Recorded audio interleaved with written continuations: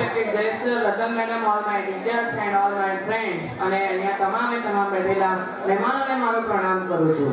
તો આજનો દિવસ છે 26 જાન્યુઆરી. 26 જાન્યુઆરી ગણતંત્ર દિવસની જેમ ઓળખાય છે. અને આજે હું ભગતસિંહના વારામાં તમને કશું કહીશ, તો તમે શાંતિથી સાંભળજો. તો ભગતસિંહનો જન્મ 27 ડિસેમ્બર 1907 માં થયેલો હતો.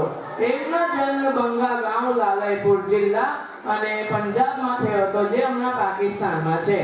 અને એમને પિતાનું નામ કિશનસિંહ હતું અને એમની માતાનું નામ વિદ્યા કૌર હતું. અને ભગતસિંહ એક કિસાન પરિવાર હતો. તો એમની સાથે એક ઘટના થઈ હતી અમૃતસરમાં. 13 એપ્રિલ 1919 માં જલિયાંવાલા બાગની હત્યાકાંડ થઈ હતી. અને એ હત્યાકાંડમાં આ વાત ભગતસિંહને પહોંચી અને ભગતસિંહનો આ વાત પર ગહેરો અસર પડ્યો. અને એમને લાહોરની નેશનલ કોલેજ મૂકીને 12 વર્ષની ઉંમરમાં એમણે નौजवान ભારત સભા સ્થાપિત કરી. અને એમની સાથે એમના બે સાથી રાજગુરુ અને સુખદેવ પણ હતા.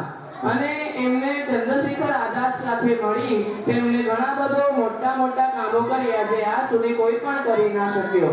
એમણે બર્ની સેન્ડર્સ ને લાહોરમાં હત્યા કરી અને ત્યારબાદ દિલ્હી કેન્દ્રમાં તેમને બોમ્બ વિસ્ફોટ કરી બ્રિટિશ સમાજ વિશે વિદ્રોહ કર્યો.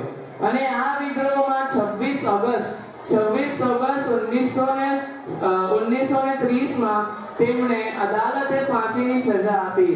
અને એ ફાંસીની સજામાં તેમને 31 માર્ચ અને 1931 માં આપી. અને એ સજા પહેલા એમને એમના ભાઈ કુલતાર સાથે એક પત્ર મોકલ્યો. અને એ પત્રમાં એને શું લખ્યું હતું ખબર? કે દહર સે ક્યાં ખફા રહે, કે દહર સે ક્યાં ખફા રહે, ચરખ का क्या गीला करे, કે દહર સે ક્યાં ખફા રહે, ચરખ का क्या गीला करे, भले सारा जहां अदो सही, आ उनका मुकाबला करे. आना मतलब ये है कि हम दुश्मन से लूट के हमारे आंसू क्यों बहाए, भले सारा जहां दुश्मन सही, आ उनसे डट के मुकाबला करेंगे. तो मैं अंतिम में इतना ही कहना चाहता हूँ कि सिर्फ भगत सिंह नहीं, बहुत सारे क्रांतिकारियों ने हमारे देश की आजादी के लिए बहुत सारी जानें गंवाई, तब जाके हमें ये आजादी मिली है. तो एक बार जोर दी भारत